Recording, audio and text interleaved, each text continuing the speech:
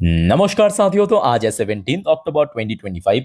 दोस्तों, बात करेंगे इस वीडियो में टोटल 17 ऐसे इंपॉर्टेंट इंडिविजुअल कंपनी की शेयर्स के बारे में जिसके ऊपर कुछ बढ़िया खबर यानी अपडेट्स आने के कारण अगले हफ्ते जैसे ही फिर से बाजार ओपन होगा, आप अपने वॉच लिस्ट में इन 17 के 17 कंपनी की शेयर को ऐड करके जरूर रख देना।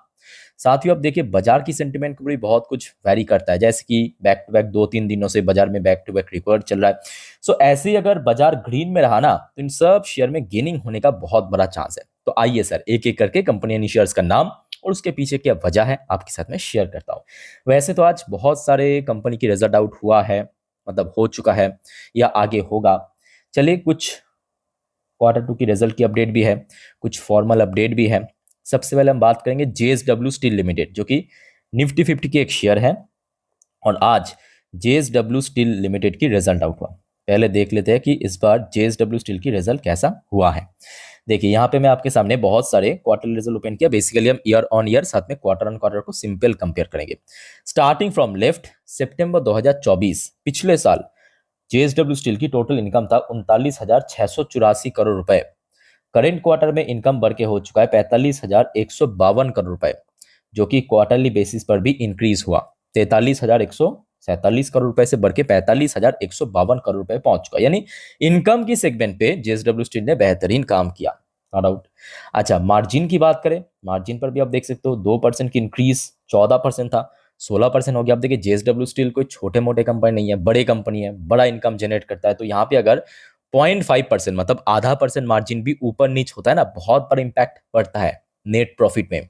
और यहाँ पे सीधा 2% बढ़ गया। At the same time sequentially मतलब क्वार्टरली बेसिस पे 1% गिरा भी है, ये भी एक फैक्ट है। और जिस वजह से ये देखिए नेट प्रॉफिट में वैसा ही आपको रिएक्शन देखने को मिला। जहां पे लास्ट ईयर सितंबर 2024 में जेएसडब्ल्यू स्टील की नेट प्रॉफिट आया था 404 करोड़, और इस बार मल्टीफोल्ड हुआ। मल्टीफोल्ड मतलब दुगने से बहुत ज्यादा। अप्रॉक्सीमेटली अगर हम बात करें, लगभग 4 टाइम इंक्रीज हो गया, मोर देन 300% इस बार नेट प्रॉफिट ईयरली बेस पे बढ़ा है। पर उसके साथ साथ ये भी एक फैक्ट है कि मार्जिन थोड़ा श्रिंक होने के कारण इस बार क्वार्टरली बेसिस पे प्रॉफिट थोड़ा गिर गया। जहां पे लास्ट क्वार्टर में नेट प्रॉफिट आया था 2,209 करोड़, इस बार गिर के 1,646 करोड़ पे हो चुका है। ठीक है, सो लेट्स सी सोमवार के दिन क्या होता है। और जेएसडब्ल्यू स्टील की अगर हम बात करें शेयर प्राइस मूवमेंट की, सो रिसेंटली लास्ट एक मंथ पे शेयर लगभग अपना पीक के आसपास ही पहुंच चुका है। और अगर आप देखेंगे 6 मंथ पे या 2025 पे या पिछले एक साल पे शेयर लगभग अपना हाई पे ही है।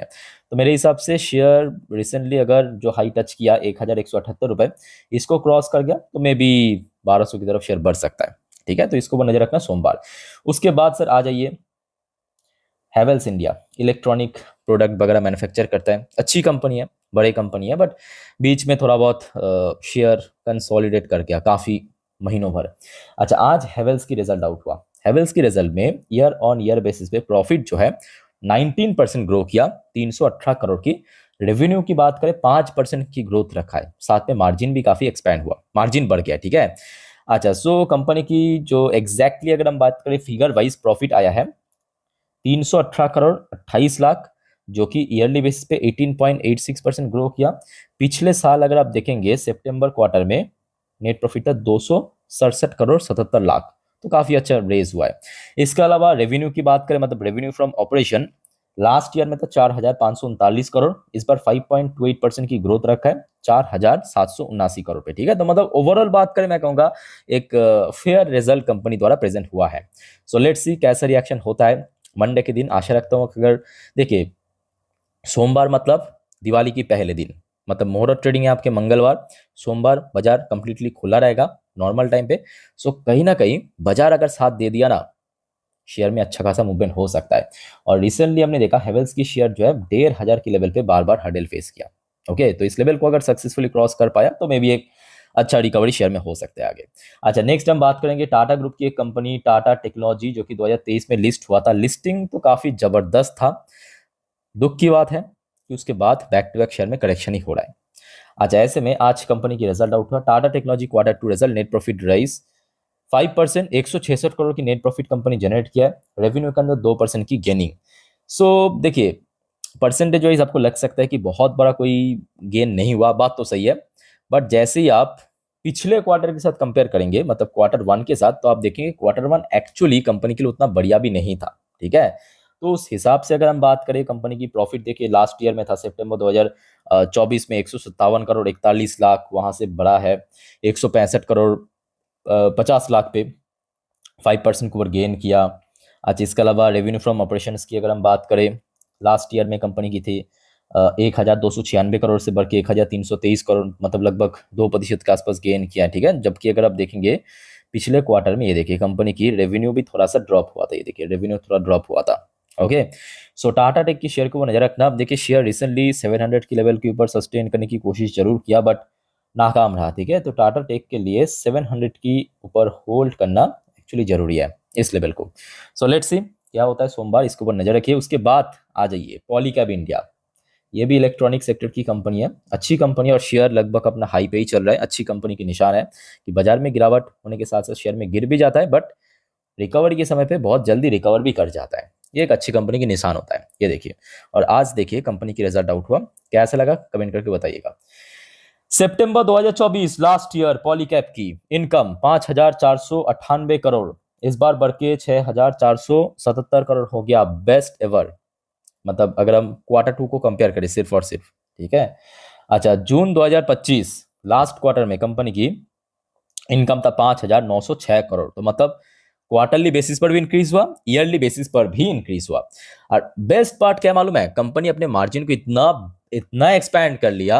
ये देखिए 11% था, एक तो इनकम इंक्रीज हुआ, ऊपर से 11% मार्जिन से 16% मार्जिन हो गया। कहाँ 11 कहाँ 16, और 15% से भी बढ़ के 16 हो गया। और अगर आप देखेंगे पिछले कुछ रिकॉर्ड उठा के कंपनी 16% की मार्जिन पे कभी काम ही नहीं किया था, मैक्सिमम 15% था। ठीक है, तो ये बेस्ट एवर मार्जिन रहा अभी तक की रिकॉर्ड में पॉलीकैब की। और दैट्स वाई कंपनी की प्रॉफिट, अब देखिए जरा, देखिए लास्ट ईयर में प्रॉफिट था, मतलब सितंबर 2024 में 445 करोड़ रुपए, इस बार प्रॉफिट बढ़ के हो चुका है 693 करोड़ रुपए, जो कि क्वार्टरली बेसिस पर भी और बढ़ गया, 600 करोड़ से बढ़ के 693 करोड़ हो गया। ठीक है, अगर हम अच्छा परसेंटेज वाइज बात करें, जस्ट अ मिनट, मैं आपको एक बार देख के बताने की कोशिश करता हूँ, जस्ट अ मिनट। हाँ, मिल गया, ये देखिए कंसोलिडेट प्रॉफिट ईयरली बेसिस पे 56%, कितना ज्यादा। रेवेन्यू की बात करें 18%। अब क्यों ऐसा हुआ, क्योंकि कंपनी अल्टीमेटली मार्जिन बहुत बढ़ गया, मार्जिन बढ़ने के कारण प्रॉफिट बहुत बढ़ गया, मोटा हो गया, है ना।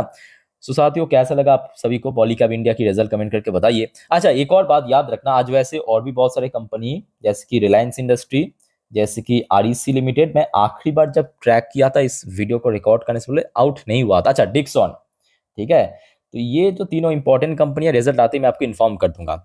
और आप सभी को साथियों छोटा सा रिक्वेस्ट करूंगा, अगर आपने चैनल को अभी तक सब्सक्राइब नहीं किया ना, तो प्लीज फटाफट कर लीजिए, देर किस बात की।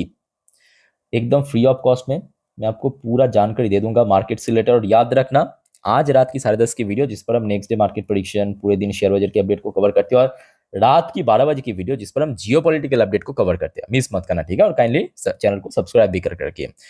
साथियों, अब कुछ याद आ रहा है, मैं आपको कुछ कहा था, क्या कहा था कि सर गोल्ड जो है ना, ये हर जगह चलता है, हर एक देश, हर एक प्लेनेट इवन एक्सेप्ट करता है गोल्ड को। और गोल्ड की प्राइस आज धनतेरस के पहले अपने सातवें आसमान पे पहुंच चुका है, gold silver.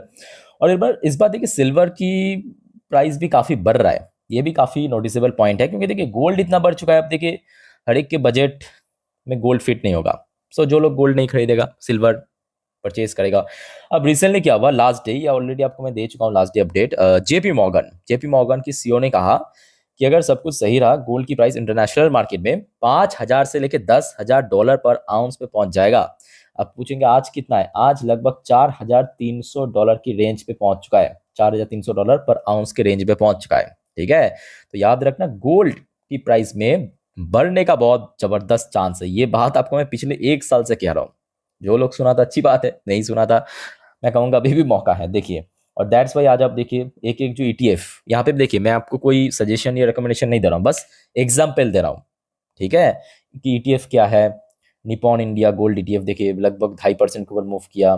Axis gold ETF 3% के ऊपर मूव किया, टाटा गोल्ड की बात करें 3% मूव किया, सेम टू सेम आप सिल्वर ETF को भी आप उठा के देखिए, सेम टू सेम मूव किया, ठीक है। तो क्योंकि आज दोनों ही जो एक्सपेंसिव कमोडिटी है गोल्ड सिल्वर सब अपनी लाइफ टाइम हाई पे चल रहा है, तो इसको भी नजर रखना नेक्स्ट वीक में, बिकॉज धनतेरस दिवाली तो बहुत सारे त्योहार हैं आज। उसके साथ साथ देखिए दिवाली की बात हो ही रहा है, तो यहाँ पे मोतीलाल ओसवाल की तरफ से कुल मिला के 10 शेयर को सजेशन दिया है, लगभग 38% अपसाइड टारगेट के साथ। अब जो हमेशा आपको मैं कहता हूँ कि देखिए बिल्कुल भी अंधाधुन कुछ भी एक्शन मत लेना, ठीक है। हमेशा खुद स्टडी करना, उसके बाद अगर आपको जेन्युइन लगे तो आगे बढ़िए, एक्शन लीजिए, अदरवाइज सिंपल इग्नोर कीजिए, बट इंफॉर्मेशन गैदर हमेशा कीजिए, ओके, कि कौन सी ब्रोकरेज कौन शेयर को सजेशन दे रहा है, न्यूज लेने में क्या जाता है ना। तो ये देखिए सबसे पहला शेयर मोतीलाल ओसवाल की तरफ से आया है suggestion, state bank of India, 1000 रुपए की टारगेट विथ 14% अपसाइड। चलो ठीक है, फटाफट दिखा रहा हूँ, नोट कीजिए। Mahindra and Mahindra 18% upside potential, 4091 रुपए की टारगेट। अच्छा, BEL Bharat electronics limited 22% upside target with 490 rupees. अच्छा, स्विगी 550 की टारगेट, 25% अपसाइड। अच्छा, इंडियन होटल टाटा ग्रुप से 880 रुपए की target, 21% upside. Max financial service 2000 की टारगेट, 24% अपसाइड। अच्छा, रैडिको खैतान 3375 की टारगेट, 16% अपसाइड। डिलीवरी 540 की टारगेट, 15% अपसाइड। एलटी फूड 560 की target, 38% upside. VIP industry 26% upside, 530 की टारगेट, ठीक है। तो ये कुछ सजेशन दिया आपके मोतीलाल ओसवाल ने दिवाली पर्पस, सो इसके ऊपर भी नेक्स्ट वीक में नजर रखना, बिकॉज बड़े ब्रोकरेज ने कवर किया। उसके साथ साथ साथियों एक और शानदार अपडेट मैं आपको दिखाता हूं, देखिए बस देखते जाइए अपडेट। एक्चुअली क्या हुआ कि आज इंडियन मार्केट क्लोज हो जाने के बाद ना कुछ बढ़िया अपडेट आया है, मतलब जियोपॉलिटिकल पॉइंट ऑफ व्यू से मैं कह रहा हूँ, और दैट्स वाई अगर आप देखेंगे ये वीडियो मैं रिकॉर्ड कर रहा हूँ शाम के 7:01 पे एग्जैक्टली। गिफ्ट निफ्टी की पोजीशन कहाँ पे आपको दिख रहा है, 25,817 पॉइंट पे, मतलब आज जहां पे निफ्टी 50 क्लोजिंग दिया है वहां से तकरीबन 108 पॉइंट अभी ऊपर पहुंच चुका है लगभग, ठीक है। सो देखिए ये तो अभी की अपडेट है, इसके ऊपर हम डिटेल में आज रात की 10:30 वाली वीडियो में पूरा जानकारी देंगे, ठीक है। तो एक भी अपडेट मिस मत करना, और प्लीज रिक्वेस्ट करूंगा आप सभी को चैनल को सब्सक्राइब भी करके। और कोई आपका कंफ्यूजन है, डाउट है, प्लीज बताइए, कमेंट बॉक्स में खुला है। तो इस वीडियो को वाइंड अप करता हूं, मिलते हैं नेक्स्ट वीडियो में, टेक केयर, बाय बाय, जय हिंद।